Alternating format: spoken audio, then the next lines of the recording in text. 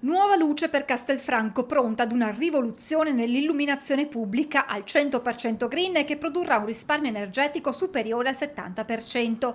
I lavori prenderanno il via il 1° settembre con la sostituzione di 5.350 vecchi corpi illuminanti con sorgenti LED più efficienti e durature. Il processo di riqualificazione sarà completato entro il primo anno di servizio. Ci consentirà di efficientare tutto l'impianto della pubblica illuminazione, consentirà un abbattimento di emissioni di CO2 di circa 2000 tonnellate all'anno, consentirà un risparmio in termini di kilowattora importante e soprattutto doterà tutta la città di un impianto a LED entro l'anno prossimo. Una rivoluzione green per la città con un impegno nei prossimi 9 anni di 8,7 milioni di euro pari a 976 mila euro annui con vantaggi diretti in termini di efficienza e prestazioni rispetto al sistema attuale, limitando l'inquinamento luminoso ma anche rendendo le strade più sicure e creando spazi urbani accoglienti per i cittadini. Oltre al rinnovo dei punti luce saranno effettuati investimenti per la riqualificazione dei semafori, la sostituzione dei sostegni ammalorati, la sostituzione di quadri elettrici di alimentazione, nonché altri interventi